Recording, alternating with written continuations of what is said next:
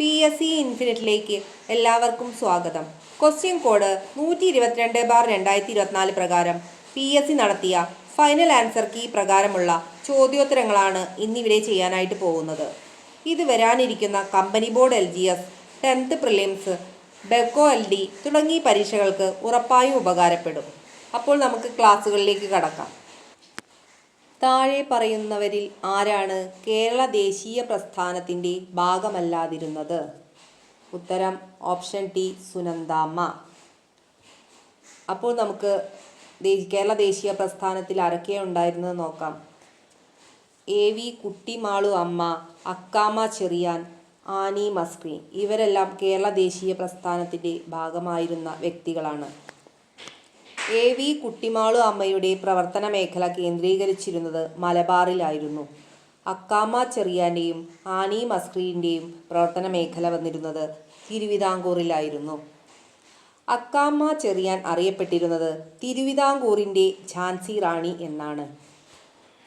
അതുപോലെ ആനി മസ്ക്രീൻ അറിയപ്പെട്ടിരുന്നത് കേരളത്തിൻ്റെ ഝാൻസി റാണി എന്നുമാണ്. രണ്ടാമത്തെ ചോദ്യം, വന്ദേ മാതരം ഏത് വിഭാഗത്തിൽ ഉൾപ്പെടുന്നു? വന്ദേ മാതരം ഏത് വിഭാഗത്തിലാണ് ഉൾപ്പെടുന്നത്? ഉത്തരം ഓപ്ഷൻ എ, ഉറുദു പത്രം. വന്ദേ മാതരം ഒരു ഉറുദു പത്രമാണ്. മൂന്നാമത്തെ ചോദ്യം, മനുഷ്യന് ചില മൗലിക അവകാശങ്ങൾ ഉണ്ട്, അതിനെ ഹനിക്കാൻ ഒരു ഗവൺമെൻറ്റിനും അവകാശമില്ല. ഇത് ആരുടെ വാക്കുകളാണ്? മനുഷ്യന് ചില മൗലിക അവകാശങ്ങൾ ഉണ്ട്, അതിനെ ഹനിക്കാൻ ഒരു ഗവൺമെൻറ്റിനും അവകാശമില്ല. ഇങ്ങനെ പറഞ്ഞത് ആരാണ്? John Locke. ഉത്തരം option A, John Locke. John ലോക്കാണ് മനുഷ്യന് ചില മൗലിക അവകാശങ്ങൾ ഉണ്ട്, അതിനെ ഹനിക്കാൻ ഒരു ഗവൺമെൻറ്റിനും അവകാശമില്ല എന്ന് പറഞ്ഞത്. നാലാമത്തെ ചോദ്യം, സൺ യാത് സെന്നിൻ്റെ തത്വങ്ങൾ ഏതൊക്കെയാണ്? സൺ യാത് സെന്നിൻ്റെ തത്വങ്ങൾ ഏതൊക്കെയാണ്? ദേശീയത, ജനാധിപത്യം, സോഷ്യലിസം ഇവ മൂന്നും സൺ യാത് സെന്നിൻ്റെ തത്വങ്ങളിൽ പെടുന്നു. സ്വാതന്ത്ര്യം ഉൾപ്പെടുന്നില്ല. അപ്പോൾ ശരിയുത്തരമായി വരുന്നത് ഓപ്ഷൻ സി, 1, 2, 3. ദേശീയത, ജനാധിപത്യം, സോഷ്യലിസം സൺ യാത് സെന്നിൻ്റെ തത്വങ്ങളാണ്. അഞ്ചാമത്തെ ചോദ്യം, UN-ൽ ഇപ്പോൾ എത്ര അംഗങ്ങളാണുള്ളത്? UN-ൽ ഇപ്പോൾ എത്ര അംഗങ്ങളാണുള്ളത്? ഉത്തരം ഓപ്ഷൻ ഡി, 193. 193 രാജ്യങ്ങളാണ് നിലവിൽ ഐക്യരാഷ്ട്രസഭയിൽ അംഗങ്ങളായിട്ടുള്ളത്. ആറാമത്തെ ചോദ്യം, ഒന്നാം കറുപ്പ് യുദ്ധം അവസാനിപ്പിച്ച ഉടമ്പടി ഏതാണ്? ഒന്നാം കറുപ്പ് യുദ്ധം അവസാനിപ്പിച്ച ഉടമ്പടി ഏതാണ്? നാങ്കിങ് ഉടമ്പടി. ഉത്തരം ഓപ്ഷൻ എ, നാങ്കിങ് ഉടമ്പടി. ഒന്നാം കറുപ്പ് യുദ്ധം അവസാനിപ്പിച്ച ഉടമ്പടിയാണ് നാങ്കിങ് ഉടമ്പടി. ഏഴാമത്തെ ചോദ്യം, ഹോഴ്സ് ലാറ്റിറ്റ്യൂഡ് ഇങ്ങനെയും അറിയപ്പെടുന്നു. ഹോഴ്സ് ലാറ്റിറ്റ്യൂഡ് അഥവാ കുതിര അക്ഷാംശം ഇങ്ങനെയും അറിയപ്പെടുന്നു. ഉത്തരം ഓപ്ഷൻ എ, ഉപോഷ്ണ ഉച്ചമർദ്ദ മേഖല. ഹോഴ്സ് ലാറ്റിറ്റ്യൂഡിൻ്റെ മറ്റൊരു പേരാണ് ഉപോഷ്ണ ഉച്ചമർദ്ദ മേഖല. എട്ടാമത്തെ ചോദ്യം, സൂര്യന് ചുറ്റുമുള്ള ഭൂമിയുടെ ഭ്രമണത്തിൽ സംഭവിക്കുന്ന പെരിഹീലിയൻ എന്നതുകൊണ്ട് മനസ്സിലാക്കുന്നത് എന്താണ്? സൂര്യന് ചുറ്റുമുള്ള ഭൂമിയുടെ ഭ്രമണത്തിൽ സംഭവിക്കുന്ന പെരിഹീലിയൻ എന്നതുകൊണ്ട് മനസ്സിലാക്കുന്നത് എന്താണ്? സൂര്യനും ഭൂമിയും അടുത്തടുത്തായി വരുന്നതാണ് പെരിഹീലിയൻ എന്നതുകൊണ്ട് അർത്ഥമാക്കുന്നത്. ഉത്തരം ഓപ്ഷൻ എ, സൂര്യനും ഭൂമിയും അടുത്തടുത്തായി. ഒമ്പതാമത്തെ ചോദ്യം, നമ്മുടെ അന്തരീക്ഷ പാളികളിൽ അടങ്ങിയിരിക്കുന്ന ജലാംശമാണ് ഡാഷ്. ഉത്തരം ഓപ്ഷൻ ഡി, ആർദ്രത.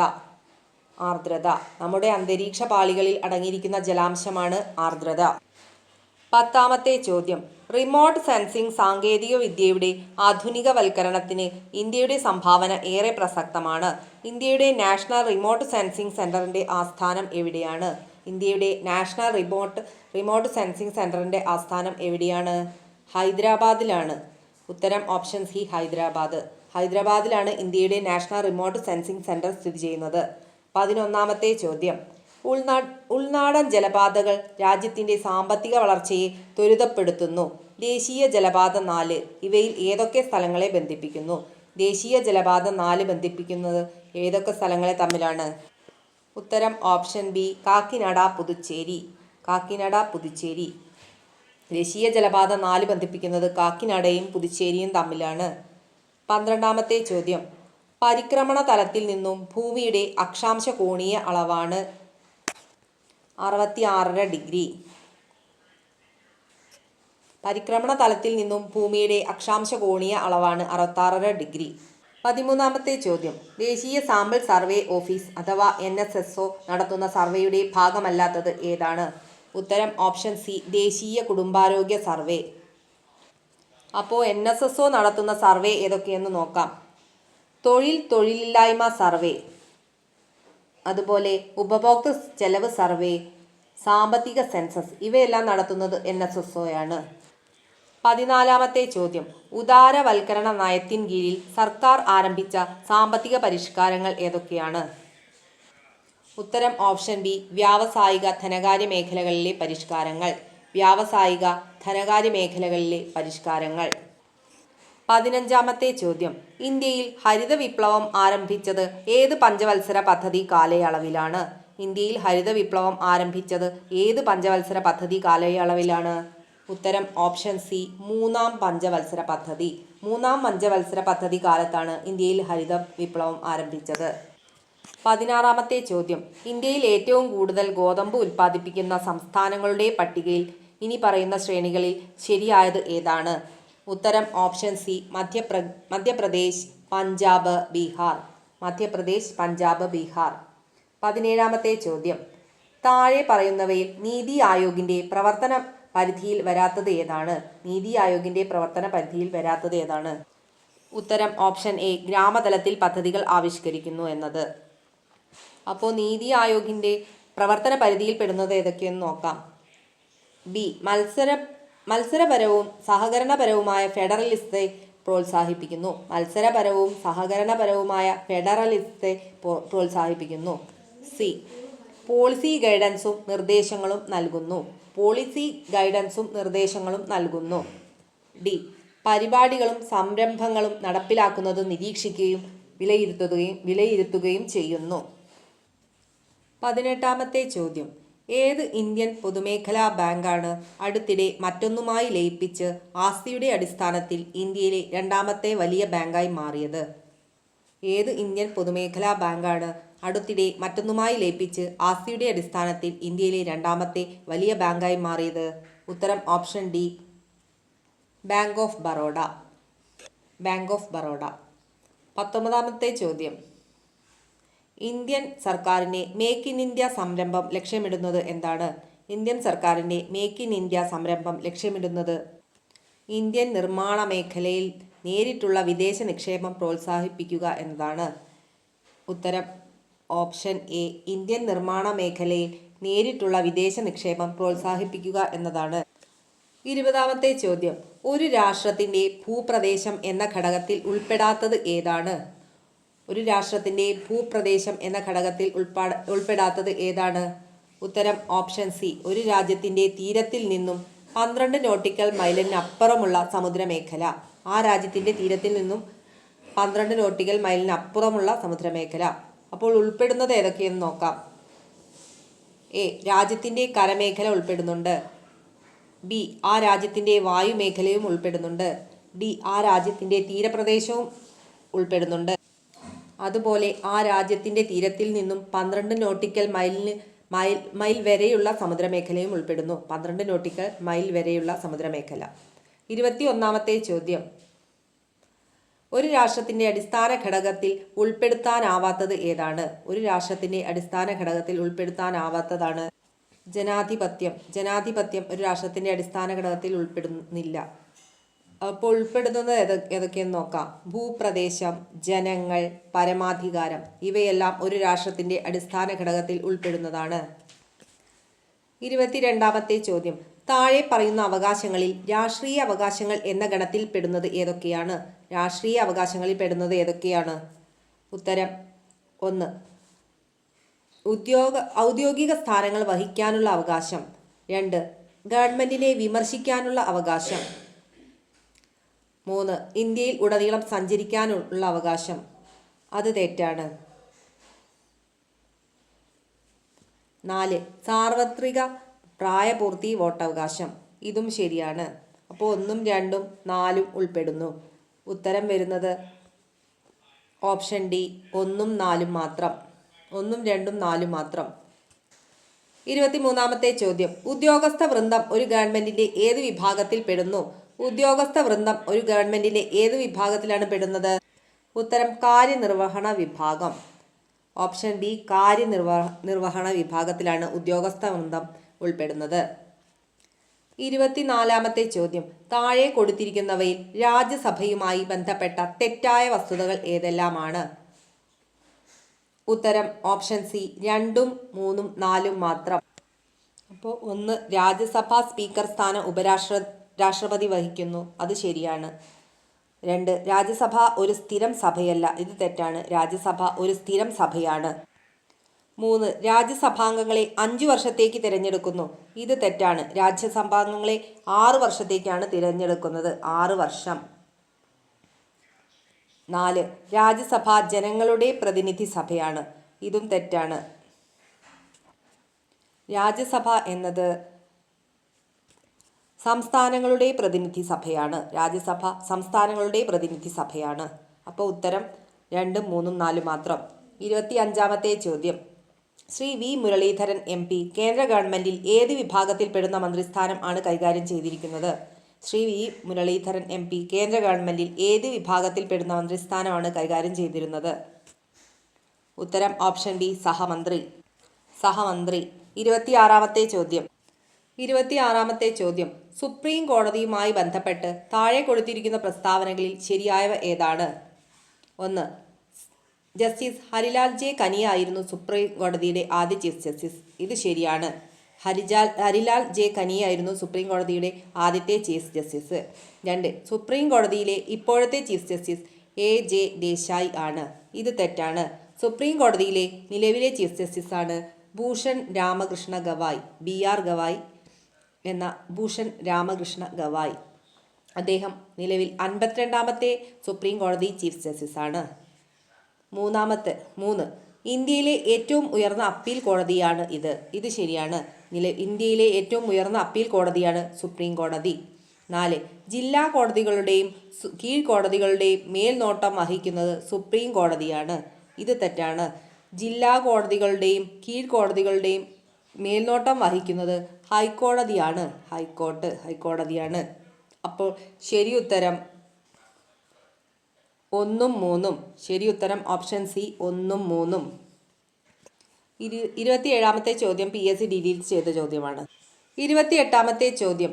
താഴെ പറയുന്നതിൽ ഏത് പദ്ധതിയിലൂടെയാണ് പട്ടികവർഗക്കാരായ അമ്മമാർക്കും കുട്ടികൾക്കും പോഷകാഹാരക്കുറവ് പരിഹരിക്കുന്നതിനായി പ്രതിമാസ ധനസഹായം ലഭിക്കുന്നത്? താഴെ പറയുന്നതിൽ ഏത് പദ്ധതിയിലൂടെയാണ് പട്ടികവർഗക്കാരായ അമ്മമാർക്കും കുട്ടികൾക്കും പോഷകാഹാരക്കുറവ് പരിഹരിക്കുന്നതിനായി പ്രതിമാസ ധനസഹായം ലഭിക്കുന്നത്? ഉത്തരം ഓപ്ഷൻ ഡി ജനനി ജന്മരക്ഷ. ഉത്തരം ഓപ്ഷൻ ഡി ജനനി ജന്മരക്ഷ. 29-ാമത്തെ ചോദ്യം. കല്ലേൻ പൊക്കുടൻ പരിസ്ഥിതി സംരക്ഷണത്തിനായി ഏത് മേഖലയിലാണ് പ്രമുഖ സാന്നിധ്യമായിരുന്നത്? കല്ലേൻ പൊക്കുടൻ പരിസ്ഥിതി സംരക്ഷണത്തിനായി ഏത് മേഖലയിലാണ് പ്രമുഖ സാന്നിധ്യമായിരുന്നത്? ഉത്തരം ഓപ്ഷൻ ബി കണ്ടൽ കാടുകളുടെ സംരക്ഷണം. കണ്ടൽ കാടുകളുടെ സംരക്ഷണത്തിനാണ് കല്ലേൻ പൊക്കുടൻ പ്രസിദ്ധനായത്. 30-ാമത്തെ ചോദ്യം. ഇപ്പോഴത്തെ സംസ്ഥാന ദുരന്ത നിവാരണ അതോറിറ്റി അധ്യക്ഷൻ ആരാണ്? ഇപ്പോഴത്തെ സംസ്ഥാന ദുരന്ത നിവാരണ അതോറിറ്റി അധ്യക്ഷൻ ആരാണ്? ശ്രീ പിണറായി വിജയൻ. ഉത്തരം ഓപ്ഷൻ ഡി ശ്രീ പിണറായി വിജയൻ. 31-ാമത്തെ ചോദ്യം PSC ഡിലീറ്റ് ചെയ്തിട്ടുണ്ട്. 32-ാമത്തെ ചോദ്യം. തെളിനീരൊഴുകും നവകേരളം പദ്ധതി ലക്ഷ്യമിടുന്നത് എന്താണ്? തെളിനീരൊഴുകും നവകേരളം പദ്ധതി ലക്ഷ്യമിടുന്നത് സംസ്ഥാനത്തെ മുഴുവൻ ജലാശയങ്ങളെയും മാലിന്യമുക്തമാക്കാനാണ്. സംസ്ഥാനത്തെ മുഴുവൻ ജലാശയങ്ങളെയും മാലിന്യമുക്തമാക്കാനാണ് തെളിനീരൊഴുകും നവകേരളം പദ്ധതി ലക്ഷ്യമിടുന്നത്. 33-ാമത്തെ ചോദ്യം. ഒന്നായി മുന്നേറാം എന്ന മുദ്രാവാക്യം ഏത് ഉദ്യമത്തിൻ്റെ ലോഗോയോടൊപ്പമാണ് കാണുന്നത്? ഒന്നായി മുന്നേറാം എന്ന വാക്യം ഏത് ഉദ്യമത്തിൻ്റെ ലോഗോയോടൊപ്പമാണ് കാണുന്നത്? ഉത്തരം ഓപ്ഷൻ എ കുടുംബശ്രീ. കുടുംബശ്രീയുടെ ലോഗോയിലാണ് ഒന്നായി മുന്നേറാം എന്ന വാക്യം ഉള്ളത്. 34-ാമത്തെ ചോദ്യം. മസ്തിഷ്കത്തിൽ ഡോപ്പമീൻ എന്ന നാഡീയ പ്രേക്ഷകത്തിൻ്റെ ഉൽപാദനം കുറയുന്നതുമൂലം ശരീരത്തിന് വിറയൽ, പേശികളുടെ ക്രമരഹിതമായ ചലനം, ശരീരതുലന നില നഷ്ടമാവുക എന്നീ അവസ്ഥകൾ കാണപ്പെടുന്നത്. ഇത് ഏത് രോഗത്തിൻ്റെ ലക്ഷണങ്ങളാണ്? ഉത്തരം ഓപ്ഷൻ ബി പാർക്കിൻസൺസ്. പാർക്കിൻസൺ രോഗത്തിൻ്റെ ലക്ഷണങ്ങളാണ് പേശികളുടെ ക്രമരഹിതമായ ചലനം, ശരീരതുലന നില നഷ്ടമാകുക എന്നൊക്കെയുള്ളത്. 35-ാമത്തെ ചോദ്യം. താഴെ പറയുന്നവയിൽ തൊഴിൽജന്യ രോഗം അല്ലാത്തത് ഏതാണ്? ഉത്തരം ഓപ്ഷൻ ബി സോറിയാസിസ്. അപ്പോൾ തൊഴിൽജന്യ രോഗങ്ങൾ ഏതൊക്കെയാണെന്ന് നോക്കാം. Silicosis, pneumoconiosis, asbestosis. Silicosis, pneumoconiosis, asbestosis ഇവയെല്ലാം തൊഴിൽജന്യ രോഗങ്ങളാണ്. 36-ാമത്തെ ചോദ്യം. മനുഷ്യ ശരീരത്തിൽ പ്രവേശിക്കുന്ന രോഗാണുക്കളെ വിഴുങ്ങി നശിപ്പിക്കുന്ന പ്രവർത്തനമാണ് ഫാഗോസൈറ്റോസിസ്. ഈ പ്രവർത്തനം നടത്തുന്ന ശ്വേതരക്താണുക്കൾ ഏതൊക്കെയാണ്? ഉത്തരം ഓപ്ഷൻ സി മോണോസൈറ്റും ന്യൂട്രോഫിലും. മോണോസൈറ്റും ന്യൂട്രോഫിലുമാണ് മനുഷ്യ ശരീരത്തിൽ പ്രവേശിക്കുന്ന രോഗാണുക്കളെ വിഴുങ്ങി നശിപ്പിക്കുന്ന ഫാഗോസൈറ്റോസിസ് എന്ന പ്രവർത്തനം നടത്തുന്നത്. 37-ാമത്തെ ചോദ്യം. DDT പോലുള്ള കീടനാശിനികൾ സൃഷ്ടിക്കുന്ന പാരിസ്ഥിതിക ആരോഗ്യ പ്രശ്നങ്ങൾ പ്രതിപാദിച്ച് റേച്ചൽ കേഴ്സൺ എന്ന അമേരിക്കൻ ഗവേഷക പ്രസിദ്ധീകരിച്ച പുസ്തകം ഏതാണ്? ഉത്തരം ഓപ്ഷൻ ഡി നിശബ്ദ വസന്തം അഥവാ സൈലന്റ് സ്പ്രിംഗ്. നിശബ്ദ വസന്തം അഥവാ സൈലന്റ് സ്പ്രിംഗ്. 38-ാമത്തെ ചോദ്യം. സ്ഥൂലധാതുക്കൾ ഏതൊക്കെയാണ്? ഉത്തരം option A calcium, potassium chloride, sodium. Calcium, potassium chloride, sodium ഇവയെല്ലാം സ്ഥൂലധാതുക്കളിൽ പെടുന്നു. 39-ാമത്തെ ചോദ്യം. മാതാപിതാക്കൾ നഷ്ടപ്പെടുകയോ അല്ലെങ്കിൽ ഒരാൾ മരിക്കുകയും ജീവിച്ചിരുന്ന ആൾക്ക് കുട്ടികളെ സംരക്ഷിക്കാൻ സാമ്പത്തിക സ്ഥിതി ഇല്ലാതെ വന്നാൽ കുട്ടികൾക്ക് വിദ്യാഭ്യാസ ധനസഹായം നൽകുന്ന പദ്ധതി ഏതാണ്? ഉത്തരം ഓപ്ഷൻ സി സ്നേഹപൂർവം പദ്ധതി. 40-ാമത്തെ ചോദ്യം. പുൽമേടുകളും വന്യജീവികളെയും സംരക്ഷിക്കുന്നതിനായി മഹാരാഷ്ട്രയിൽ വരുന്ന കൺസർവേഷൻ റിസർവ് ഏതാണ്? പുൽമേടുകളും വന്യജീവികളെയും സംരക്ഷിക്കുന്നതിനായി മഹാരാഷ്ട്രയിൽ വരുന്ന കൺസർവേഷൻ റിസർവ് ഏതാണ്? ഉത്തരം ഓപ്ഷൻ ഡി ബി അറ്റ്പാടി. 41-ാമത്തെ ചോദ്യം. പരമ്പരാഗത വൈദ്യശാസ്ത്ര ഗവേഷണത്തിനുള്ള സഹകരണ കേന്ദ്രമായി WHO 2024 ജൂൺ 3-ന് ആയുഷ് മന്ത്രാലയത്തിൻ്റെ central council for research in Ayurveda സയൻസിന് കീഴിലുള്ള ഏത് യൂണിറ്റിനെയാണ് നിയോഗിച്ചത്? ഉത്തരം ഓപ്ഷൻ സി NIIMH ഹൈദരാബാദ്. 42-ാമത്തെ ചോദ്യം. പ്രകാശരശ്മി ഒരു പ്രിസത്തിൽ കൂടി കടന്നു പോകുമ്പോൾ 7 വർണ്ണങ്ങളായി മാറുന്ന പ്രതിഭാസമാണ് വിസരണമാണ്. പ്രകാശരശ്മി ഒരു പ്രിസത്തിൽ കൂടി കടന്നു പോകുമ്പോൾ 7 വർണ്ണങ്ങളായി മാറുന്നത്. ഈ പ്രതിഭാസമാണ് വിസരണം. 43-ാമത്തെ ചോദ്യം. ലോ ഓഫ് ഇനേഷ്യ എന്നറിയപ്പെടുന്ന ന്യൂട്ടന്റെ ചലന നിയമം ഏതാണ്? ലോ ഓഫ് ഇനേഷ്യ എന്നറിയപ്പെടുന്ന ന്യൂട്ടന്റെ ചലന നിയമമാണ് ന്യൂട്ടന്റെ 1-ാം ചലന നിയമം. ഉത്തരം ഓപ്ഷൻ എ ന്യൂട്ടന്റെ 1-ാം ചലന നിയമം. 44-ാമത്തെ ചോദ്യം. ഹൈഡ്രോളിക് ലിഫ്റ്റിന്റെ പ്രവർത്തന തത്വം എന്താണ്? ഉത്തരം ഓപ്ഷൻ സി പാസ്കൽസ് നിയമം. 45-ാമത്തെ ചോദ്യം. ട്രെയിൻ 18 എന്നറിയപ്പെടുന്ന എക്സ്പ്രസ് ട്രെയിൻ ഏതാണ്? എക്സ്പ്രസ് ട്രെയിൻ ഏതാണ്? വന്ദേ ഭാരത് എക്സ്പ്രസ്. ഉത്തരം option B Vande Bharat express. ഈ ട്രെയിനാണ് ട്രെയിൻ 18 എന്നറിയപ്പെടുന്നത്. 46-ാമത്തെ ചോദ്യം. ചന്ദ്രയാൻ 3-ന്റെ ലാൻഡറിൻ്റെ പേരെന്താണ്? ഉത്തരം ഓപ്ഷൻ എ വിക്രം ലാൻഡർ. 47-ാമത്തെ ചോദ്യം. ആധുനിക ആവർത്തന പട്ടികയിലെ ആറ്റോമിക നമ്പർ ഏറ്റവും കൂടിയ മൂലകത്തിൻ്റെ പേരെന്താണ്? ആധുനിക ആവർത്തന പട്ടികയിലെ ആറ്റോമിക നമ്പർ ഏറ്റവും കൂടിയ മൂലകത്തിൻ്റെ പേരെന്താണ്? ഉത്തരം ഓപ്ഷൻ എ ഓഗാനസൺ. 48-ാമത്തെ ചോദ്യം. ഏത് നിശ്ചിത അനുപാതത്തിൽ ഏതെല്ലാം ഘാട ആസിഡുകൾ ചേർത്താണ്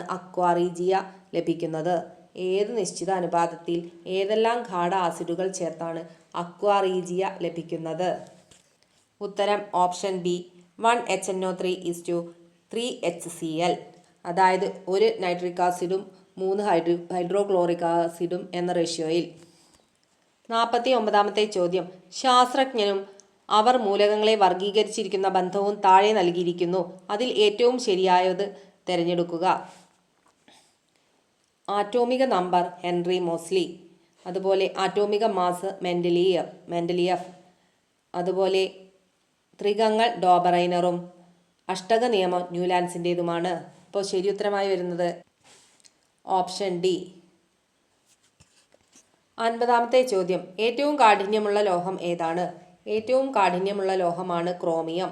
ഉത്തരം ഓപ്ഷൻ സി, ക്രോമിയം. വീഡിയോ കണ്ട എല്ലാവർക്കും നന്ദി. വീഡിയോ ഇഷ്ടപ്പെട്ടാൽ എല്ലാവരും സബ്സ്ക്രൈബ് ചെയ്യാനും ലൈക്ക് ചെയ്യാനും കമൻറ്റ് ചെയ്യാനും മറക്കരുത്.